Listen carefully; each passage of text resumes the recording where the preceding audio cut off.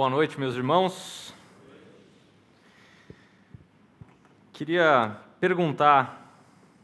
começar perguntando para vocês o seguinte: quem aqui, com uma certa frequência, se sente desanimado?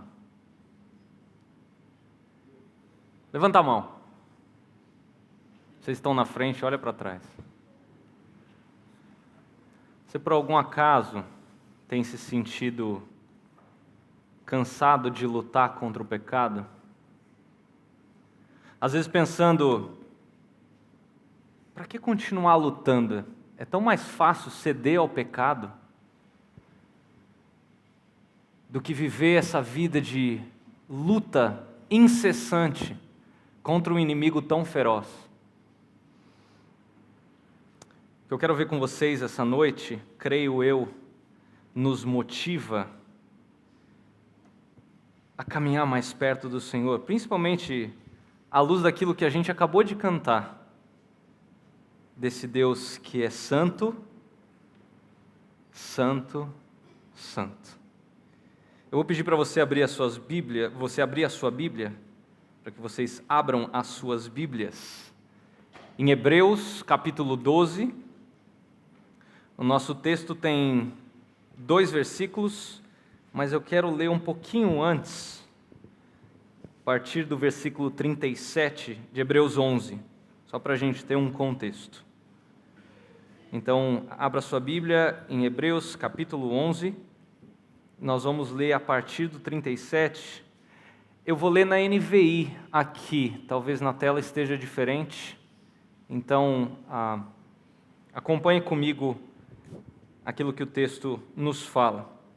Diz assim: apedrejados, cerrados ao meio, postos à prova, mortos ao fio da espada, andaram errantes, vestidos de pele de ovelhas e de cabras, necessitados, afligidos e maltratados. O mundo não era digno deles. Vagaram pelos desertos e montes, pelas cavernas e grutas. Todos esses receberam um bom testemunho por meio da fé. No entanto, nenhum deles recebeu o que havia sido prometido. Deus havia planejado algo melhor para nós, para que conosco fossem eles aperfeiçoados. Portanto, também nós, uma vez que estamos rodeados por tão grande nuvem de testemunhas, livremo-nos de tudo o que nos atrapalha e do pecado que nos envolve, e corramos com perseverança a corrida que nos é proposta, tendo os olhos fitos em Jesus, autor e consumador da nossa fé. Ele, pela alegria que lhe fora proposta, suportou a cruz, desprezando a vergonha, e assentou-se à direita do trono de Deus. Pensem bem naquele que suportou tal oposição dos pecadores contra si mesmo, para que vocês não se cansem nem desanimem. Vamos orar mais uma vez? Senhor Deus, nós te pedimos que o Senhor fale neste momento em que achegamos a Ti para receber o alimento da Tua palavra. Toma a Tua verdade neste momento e plante-a em nós de maneira profunda. Que o Senhor nos molde à Tua semelhança. Fala, ó Senhor, e realiza em nós todos os Teus propósitos para a Tua glória. Fale, ó Senhor, e renove nossas mentes. Ajude-nos a compreender a altura dos Teus planos, verdades inalteradas desde o início dos tempos, que vão ecoar para a eternidade. Fale, ó Senhor, te pedimos assim, no nome santo de Jesus. Amém. Nunca desista, continue correndo. Não confunda, continue a nadar. Só os jovens entenderam essa. Continue correndo. Parece que eu vou falar sobre corrida. Deixa eu chamar o Barba aqui. Mas esse é um tema importante da vida cristã. Agora, uma coisa extremamente importante é iniciar a vida cristã. E se você ainda não tem um relacionamento pessoal com Deus, íntimo com Deus, se você não tem a possibilidade de falar pessoalmente com o Criador do universo, eu quero que você preste muita atenção no que eu vou falar a seguir. Agora, uma coisa é iniciar a vida cristã, outra coisa é perseverar na vida cristã, que também é extremamente importante. Quando alguém pergunta para você, como foi quando você entendeu o Evangelho? Geralmente, e aqui que eu falei para você prestar atenção, nós contamos a história daquele dia quando nós fomos convertidos a Jesus Cristo, quando nós fomos convencidos do nosso pecado, quando nós entendemos a nossa condição de pecadores perdidos diante de um Deus santo, santo, santo. E por Ele nós fomos achados, pela graça do Espírito Santo, na morte e na ressurreição de Jesus. Mas a nossa resposta muitas vezes para aí. Agora, isso é apenas o começo da conversão. Agora nós precisamos viver a vida de Cristo, porque o nosso eu, o nosso velho homem foi crucificado na cruz. A partir disso, nós precisamos correr a longa maratona da vida cristã, exercitarmos a nossa santificação no poder de Deus. E se o novo nascimento é um milagre, a santificação, o perseverar até o fim, também é um milagre.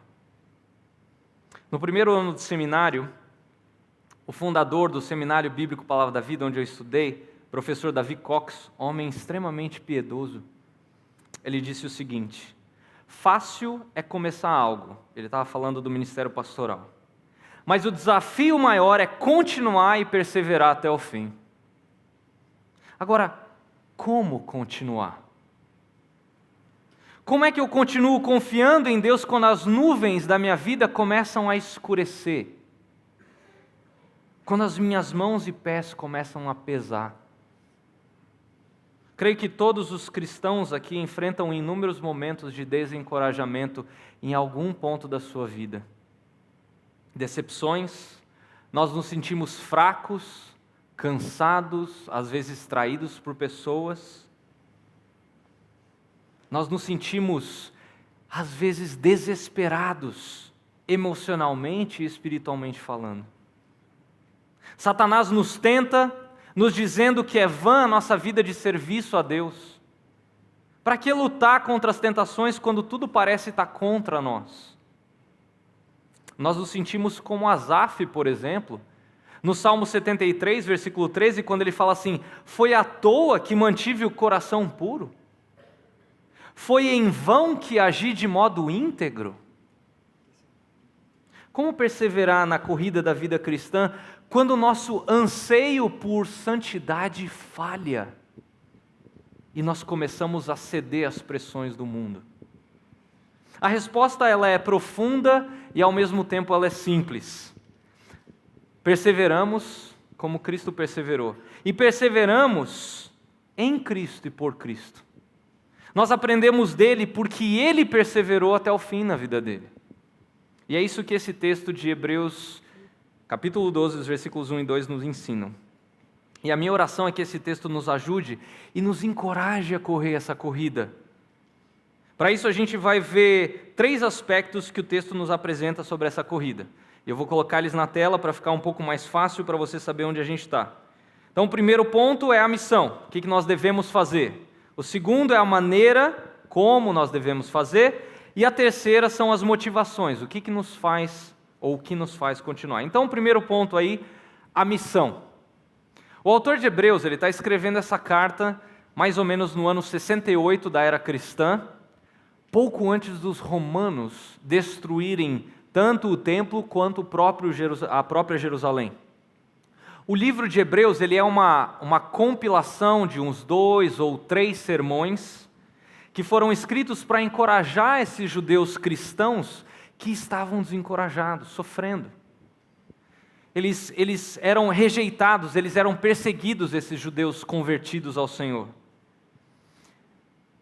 E o alvo deles, ou aqueles que atiravam as pedras, eram os judeus não convertidos. E eles diziam mais ou menos o seguinte: voltem para o judaísmo. Para que serve a sua religião? Seus cultos de adoração são chatos. Vocês têm apenas um homem falando atrás de um púlpito. E ele está falando só algumas palavras. Vocês não têm aquele drama dos sacrifícios sangrentos. Ou vocês não têm aquela roupa toda chique do sumo sacerdote. Onde que está o seu templo? Sua religião não vale de nada. Volte para o judaísmo. E eles perseguiam esses judeus convertidos ao Senhor. Por exemplo, se um judeu convertido e um judeu não convertido disputassem uma vaga de emprego, adivinha quem ganhava a vaga?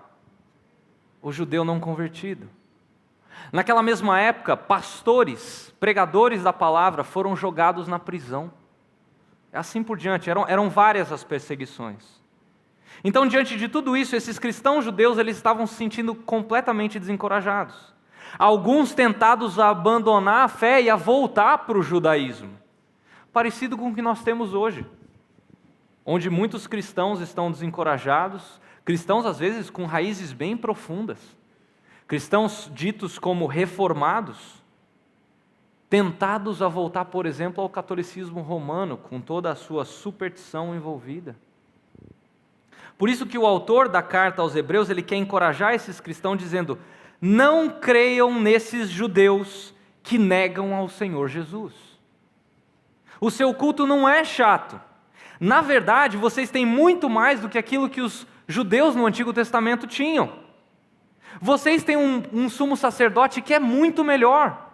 Vocês têm um sacerdócio que é muito melhor em Cristo, muito melhor do que eles tinham em Arão ou em Melquisedeque. O seu sumo sacerdote está acima dos céus, acima dos anjos. Ele é o Filho do próprio Deus. Ele é aquele a quem os sumos sacerdotes do Antigo Testamento apontavam e aguardavam. Ele é o Messias. Não se sintam desencorajados em meio à perseguição. Isso que eu acabei de falar é um resumo dos 9 primeiros capítulos de Hebreus.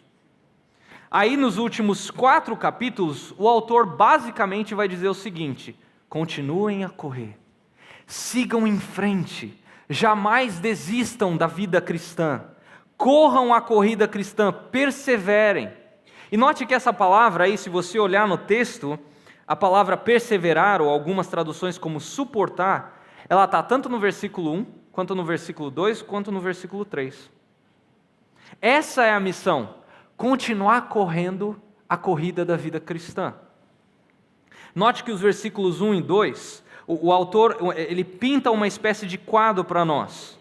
E o pano de fundo são aqueles estádios, tipo o Coliseu, naquela época.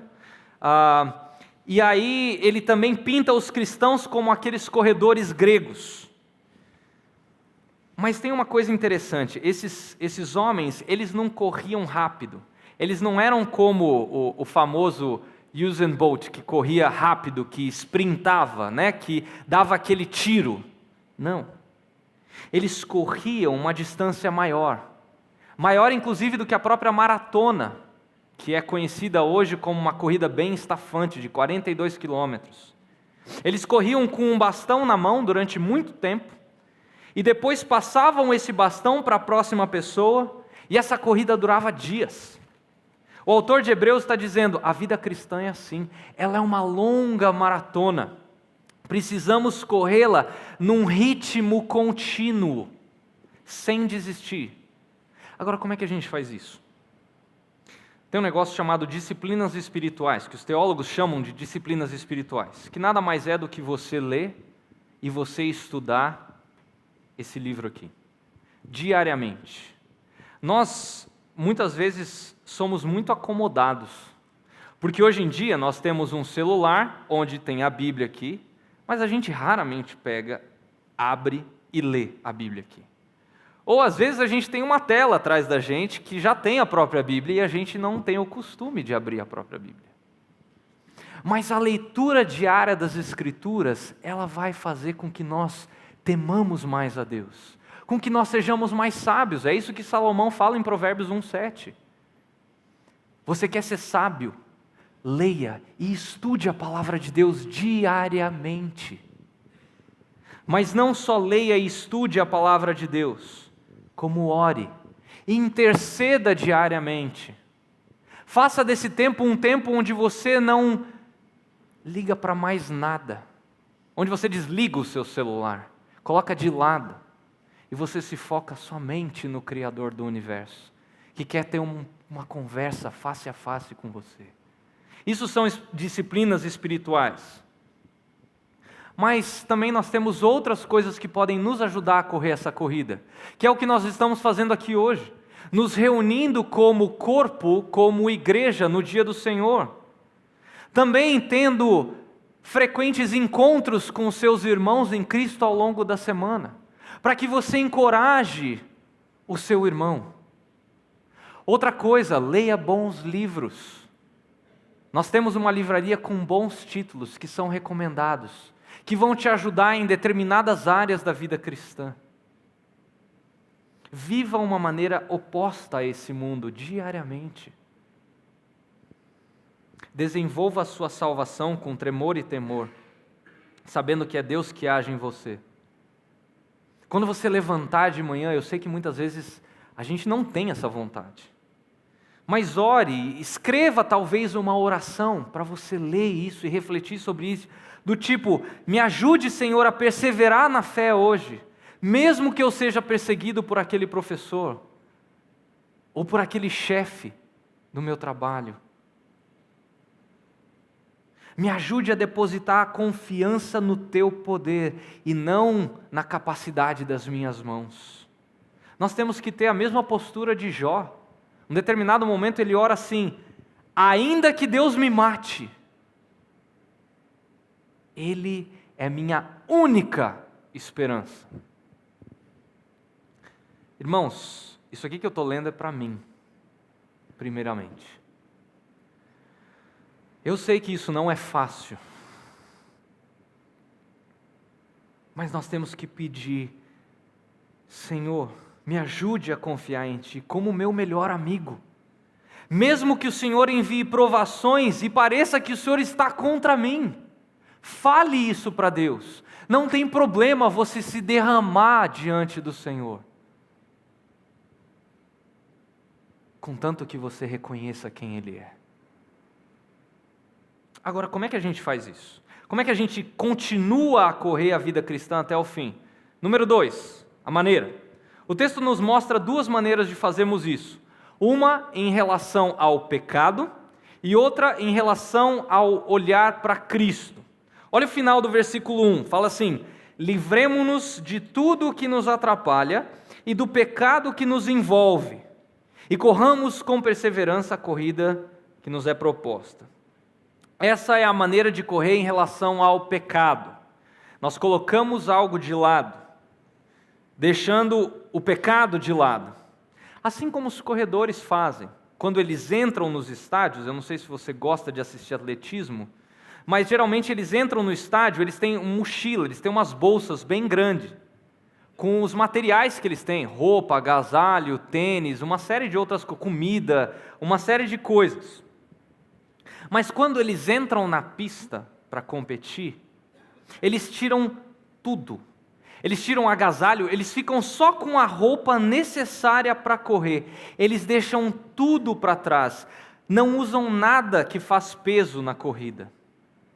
Da mesma forma, nós temos que correr como cristãos, deixando todo o peso do pecado de lado. Agora, no que diz respeito a esse pecado aí do versículo 1, existem 3 posições básicas. Note, livremo-nos de tudo o que nos atrapalha e do pecado. O que é esse pecado? Alguns teólogos dizem que é o pecado imperdoável, que é a incredulidade, que é não crer em Cristo. Isso é imperdoável. Outra linha vai dizer que esse pecado é aquele pecado que aflige mais o cristão. Alguns teólogos chamam isso de pecado de estimação. É aquele pecado que você luta a sua vida toda para largar ele, seja avareza, gula, fofoca, mentira, imoralidade, enfim. Mas existe uma terceira linha de interpretação que entende que pecado aqui se refere ao pecado de modo geral, né? Tudo que é contrário ao caráter de Deus e que deve ser confessado e também abandonado, deixado de lado. Que nós não devemos deixar espaço nenhum para o pecado nas nossas vidas. Como John Bunyan falava, nós devemos fechar a porta para o pecado. Ou como Paulo fala lá em Romanos 6,14, o pecado não é mais o meu mestre. O pecado não deve ter domínio sobre a nossa vida. Cristo é o nosso mestre. Nossa velha natureza humana, ela foi crucificada com Cristo para que o pecado não tivesse mais poder sobre a nossa vida e dele nós deixássemos de ser escravos. Porque quando nós morremos com Cristo, nós somos libertos do poder do pecado.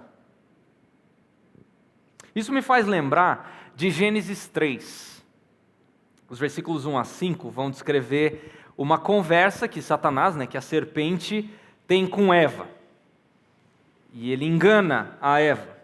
Aí no versículo 6, nós lemos que Eva toma do fruto e ela come.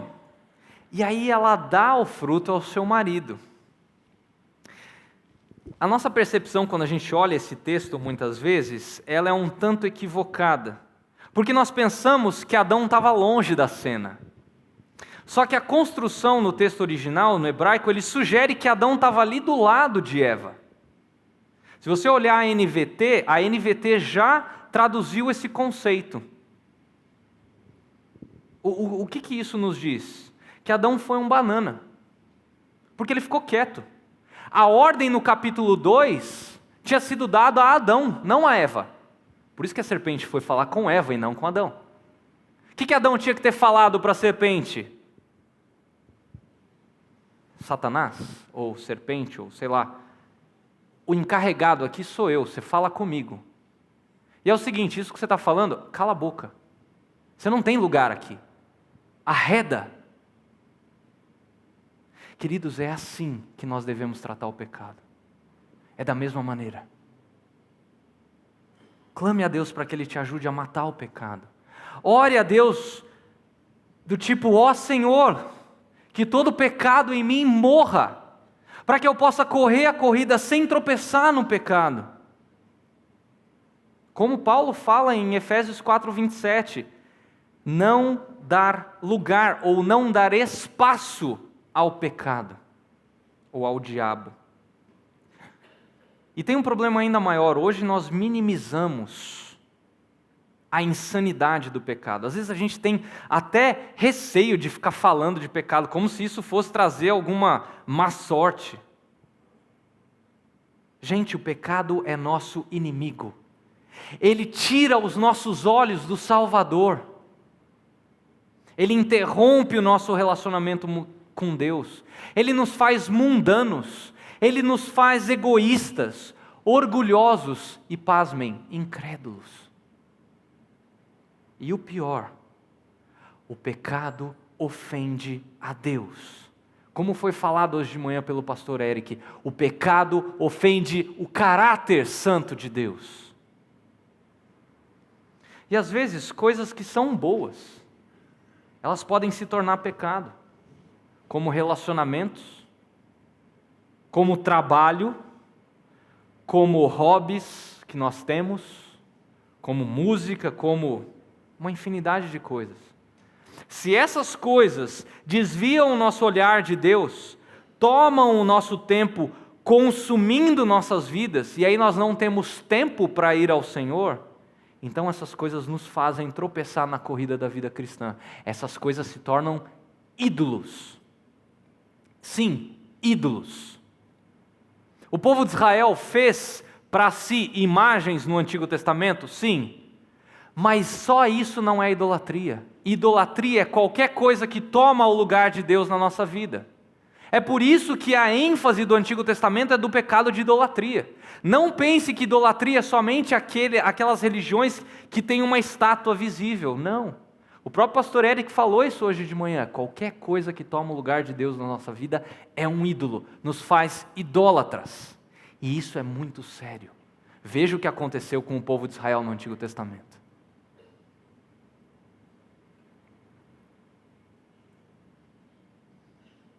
Infelizmente, nós não temos como tirar o pecado, como eu posso tirar esse casaco aqui. Mas nós precisamos correr uma corrida disciplinada, focados em Jesus, entendendo quão ruim o pecado é, entendendo que só Jesus pode nos ajudar por meio do Espírito que trabalha em nós.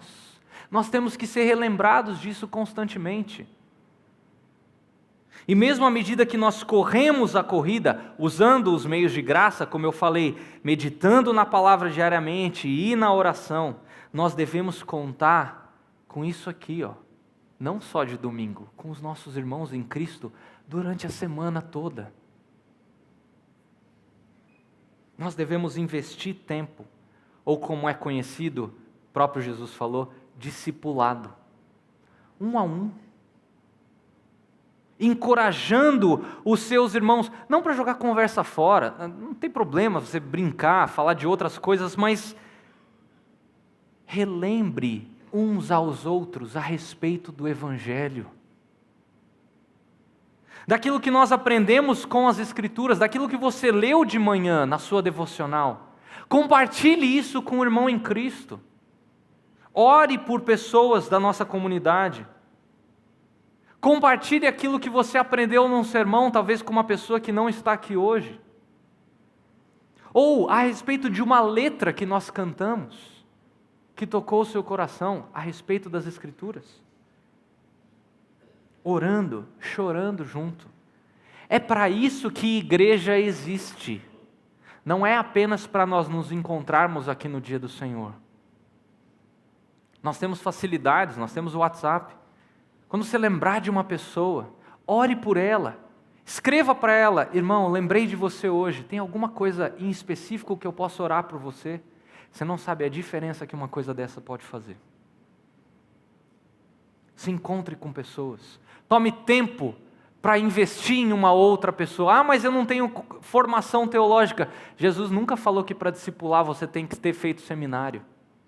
Você precisa entender o Evangelho. Se você já entendeu o Evangelho, você está apto para discipular. Compartilhe das coisas de Deus. Compartilhe do Evangelho. Relembre uns aos outros a esse respeito. Agora, mesmo fazendo tudo isso, nós também temos que olhar, correr olhando para Cristo, como o texto continua nos dizendo. Olha só, tendo os olhos fitos em Jesus, o autor e consumador da nossa fé. Que é o ponto 2. Nós não vamos conseguir correr totalmente a corrida cristã se nós simplesmente deixarmos o pecado de lado. Nós temos que olhar para Cristo. Porque Ele é um modelo de corredor que correu a corrida até o fim. E Ele correu a corrida até o fim para nos salvar. Isso tem que ser encorajador para você e para mim. Olha a motivação que nós temos para correr a corrida. Um técnico de atletismo, ele falou para o seu atleta, não olha para trás para os seus adversários quando você estiver correndo. Porque se você fizer isso, você vai perder pelo menos metade da sua passada. Você pode inclusive tropeçar se você fizer isso. Ao contrário, olhe para mim, que a sua passada vai ser correta. Eu vou estar lá na linha de chegada, olha para mim. Agora, pense como isso é muito mais verdade a respeito do nosso Senhor. Nós temos que olhar para Ele. Ele é o nosso foco. Porque Jesus, Ele nos ajuda, Ele prometeu que Ele nos ajuda do início até o fim, porque Ele nos salvou do início e garante a salvação até o fim. Jesus não apenas nos justificou para salvar-nos, mas Ele também é a nossa santificação para fazer-nos santos. Eu vou repetir isso. Jesus não apenas nos justificou para salvar-nos, mas também é a nossa santificação para fazer-nos santos. Nós devemos correr olhando para Ele, autor e consumador da nossa fé. E talvez você esteja aí pensando, legal, Eu concordo com tudo que você expôs até agora, mas o meu problema é, como é que eu sou motivado a correr a corrida? Ponto 3. As motivações. O nosso texto nos mostra duas grandes motivações.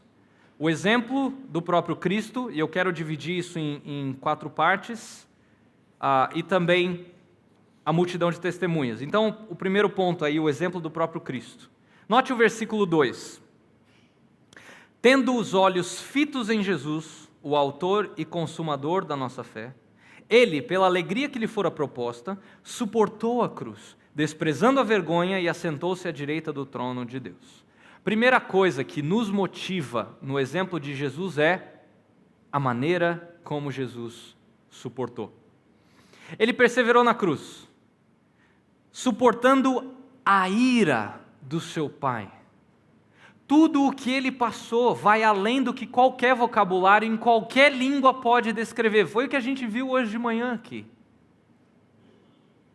Você tem noção do que aquilo que Jesus suportou fez ele gritar na cruz: meu Deus, por que me abandonaste? Por que o Senhor virou as costas para mim? Separação essa que nunca tinha acontecido desde a eternidade. E sabe por que isso aconteceu? Por conta do meu e do seu pecado. Não havia graça sobre Cristo naquele momento. Nenhuma parte do cálice foi removida. Lembra quando ele ora no Getsêmani? Senhor, passa de mim esse cálice. Queridos, se você estudar a história da igreja, você vai ver que tem outras pessoas que sofreram mais fisicamente do que o próprio Jesus na cruz. A dor física dos pregos não se compara com o peso do pecado nos ombros de Jesus.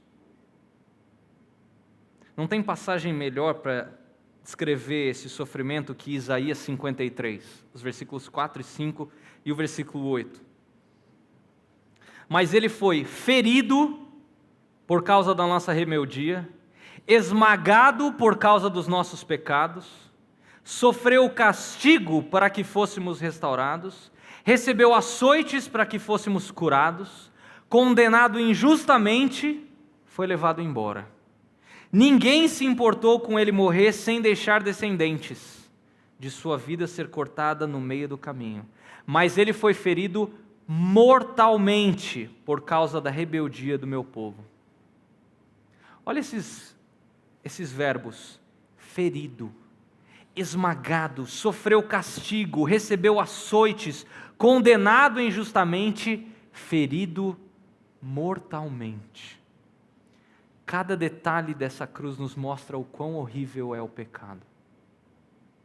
Mas isso deve nos motivar. Porque essa grande cruz de Cristo faz com que a minha e a sua cruz sejam pequenas. Então, primeiro, nós somos motivados por aquilo que Jesus suportou. Ele nos dá condições no espírito de suportar isso também. Segunda coisa, nós somos motivados com aquilo em que Jesus se alegra. Note o que o texto diz: pela alegria que lhe fora proposta, ele, Jesus, suportou a cruz. Até mesmo na cruz, Jesus sabia que a cruz não era o fim. Jesus ansiava pelo dia quando ele ainda vai dizer ao seu Pai: eu estou aqui junto com todos os que o Senhor me deu. Essa era a alegria que estava proposta para Cristo. A da sua chegada em casa, do seu encontro face a face com o seu Pai, junto com os seus irmãos. Queridos, isso tem que nos motivar. Porque a alegria celestial está diante de você e de mim, se você já nasceu de novo. Como Paulo fala que todos os sofrimentos dessa vida são pequenos comparados com a alegria que um dia vai vir. Ou como Charles Spurgeon falou, que os cristãos têm o melhor de dois mundos. Eles têm a verdadeira alegria nessa vida, que o mundo desconhece, que é o de pertencer a Cristo. E se a pior coisa acontecer, que é a morte, para o cristão isso na verdade é a melhor coisa, que é o morrer, porque aí os cristãos vão estar junto com o Pai para sempre. Que alegria está reservada para os filhos de Deus na glória. O melhor já veio na cruz e está por vir na glória. Você que nasceu de novo tem um futuro glorioso. Você que tem um relacionamento com Deus, você tem uma esperança fantástica. Alegre-se, seja motivado a correr essa corrida que está proposta para você. Terceiro, nós somos motivados por aquilo que Jesus despreza. Olha o texto. Desprezando a vergonha. Foi vergonhoso morrer na cruz, com certeza. As mães, elas passavam na frente da cruz com seus filhos, vendo aqueles corpos nus, sangrando e morrendo, e elas falavam para os seus filhos: não sejam como esses homens ímpios. Só que Jesus não permitiu que esse tipo de vergonha impedisse a ele. Ele não desceu da cruz correndo e saiu correndo de vergonha. Ele fez a vontade do Pai, e isso tem que nos motivar. Nós temos que viver a partir do temor a Deus e não do temor ao que os homens falam. O temor a Deus ele é muito mais valoroso do que o temor aos homens, porque ele visa o sorriso de Deus, mais do que o sorriso dos homens. E ao fazer isso, Deus se torna grande e os homens se tornam pequenos. Deixa eu recomendar esse livro para vocês, que fala exatamente sobre isso. No programa Café e Fé dessa manhã a gente recomendou esse livro, Quando Pessoas São Grandes e Deus é Pequeno. Ele fala justamente sobre essa batalha que todo ser humano trava, de se importar mais com a opinião do ser humano do que se importar com a opinião de Deus. É um livro fantástico e que nos ajuda justamente a batalhar contra isso e a olhar para Deus como aquele a quem nós devemos temer. Quarto, nós somos motivados porque Jesus está à direita de Deus, né? O texto vai falar: e assentou-se à direita do trono de Deus. O que Jesus está fazendo lá? O capítulo 5 de Hebreus vai nos dizer que Jesus está intercedendo por nós a cada momento. Gente, que coisa fantástica! A cada momento, a cada segundo, a cada tique do relógio, Jesus está intercedendo por você e por mim. Como se você fosse o único irmão dele, apesar de Jesus ter milhões de irmãos. Mas ele ora especificamente por cada um de nós. E se ele está orando por você e por mim a cada momento, por que nós devemos andar desencorajados? Jesus não vai te abandonar. Ele, como o texto fala, ele é o autor e o consumador da sua fé. Então mesmo quando você não consegue orar e você se sente desencorajado pelas dores e lutas da vida, você pode descansar nas orações do próprio Jesus e saber que Ele está intercedendo por você à destra do trono de Deus. 4 motivações vindos do exemplo de Jesus. Mas tem um outro tipo de motivação, a multidão de testemunhas. Olha o início do versículo 1. Portanto, também nós, uma vez que estamos rodeados por tão grande nuvem ou multidão de testemunhas. Quem são essas testemunhas? São todas aquelas pessoas citadas no capítulo anterior, no capítulo 11.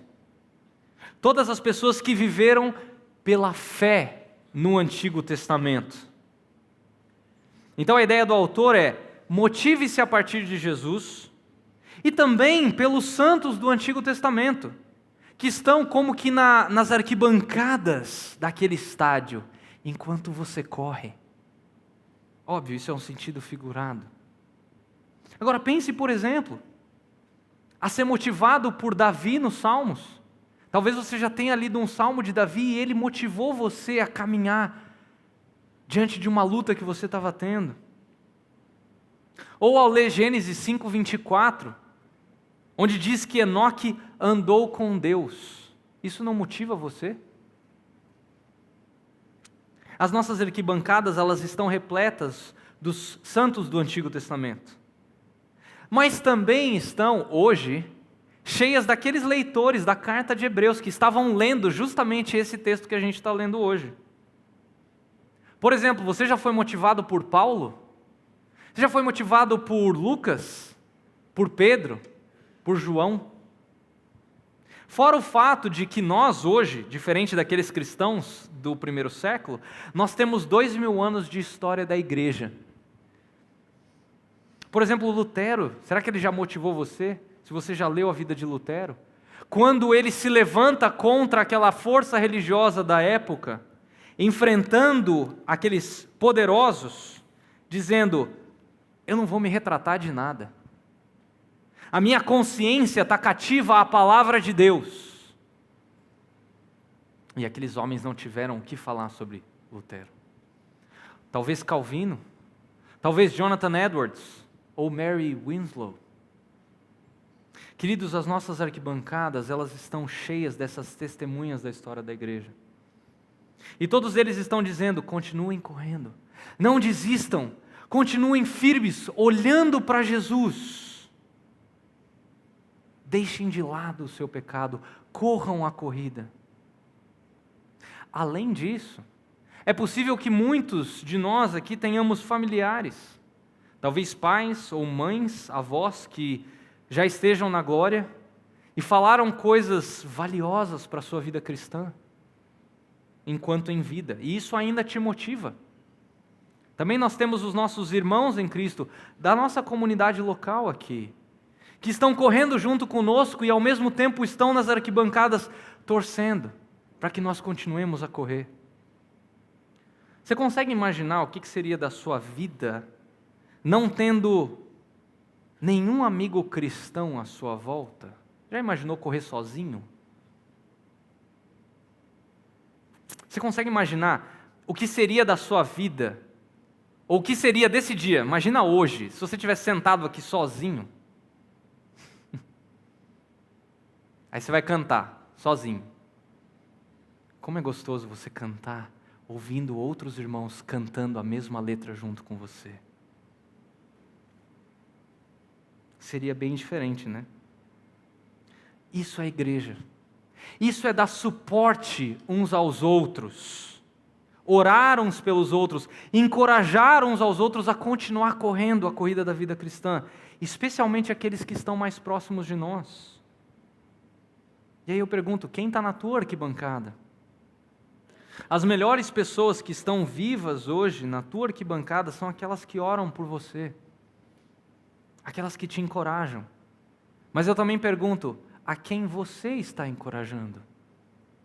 Você tem amigos próximos a quem você encoraja? A quem você discipula? A quem você tira um tempo para caminhar junto com essa pessoa, um a um?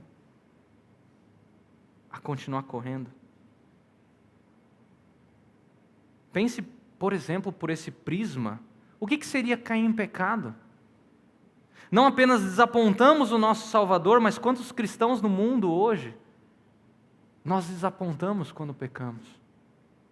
Quanta confusão a gente pode trazer para um irmão do nosso lado quando a gente peca? Nós precisamos odiar o pecado como Deus odeia e lançar o pecado fora das nossas vidas. É interessante notar que no capítulo anterior, como eu falei, o autor de Hebreus ele encoraja os cristãos judeus, que estavam lendo a carta, a correr a corrida pela fé. Por quê? Aí ele cita o Antigo Testamento: pela fé Abel, pela fé Enoque, pela fé Noé, pela fé Abraão. Eles correram a corrida com um diferencial muito grande: eles não enxergaram a cruz. Nós, do Novo Testamento, enxergamos a cruz. Eles foram pela fé, crendo na promessa da salvação. Nós já temos a promessa concretizada. Nós podemos olhar para trás para o sacrifício completo de Jesus. Agora, se os santos do Antigo Testamento conseguiam correr a corrida, mesmo em meio à perseguição, sem ter visto a cruz, nós com certeza podemos correr essa corrida no poder do Espírito. Então coloquemos de lado a nossa incredulidade pela fé no nosso Senhor Jesus.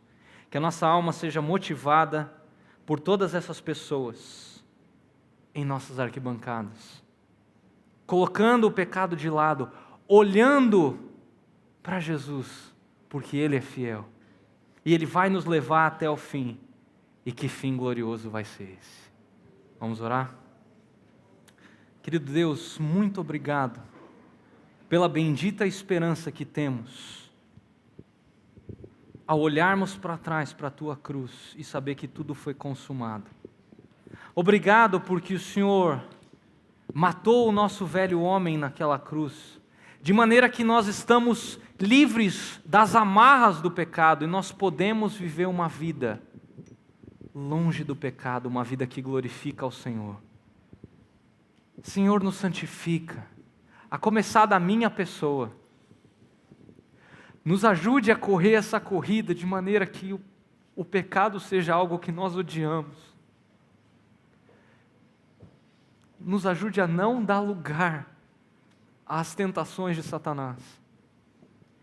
Que nós encorajemos uns aos outros aqui a caminhar à luz do Evangelho, para que o Teu nome seja glorificado, Senhor. Eu oro por aqueles que estão desanimados, tristes, talvez às vezes não vendo um futuro tão nítido. Que o Senhor fortaleça a fé de cada um, Deus, para que, mesmo em meio à provação, nós possamos, como Paulo falou, aprender a viver contentes.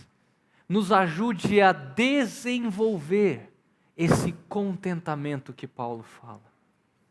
Para a Tua glória. Oramos assim em nome de Jesus. Amém. A Livraria PIB Londrina procura selecionar cuidadosamente seus títulos e autores a fim de oferecer um conteúdo alinhado com o Evangelho de Jesus Cristo. Bíblias, livros de teologia, devocionais, literatura infantil, biografias, comentários bíblicos e muito mais. Dispomos também de um acervo de CDs e DVDs das mais de 5.000 mensagens ministradas na Primeira Igreja Batista em Londrina. Visite a Livraria PIB Londrina e conheça ainda mais. Livraria PIB Londrina, de segunda a sexta, das 13h30 às 18h. Endereço na Avenida Paraná, 76A, próximo ao Calçadão, bem no centro de Londrina. Ligue para 3372-8921 ou acesse o site www.livrariapiblondrina.com.br.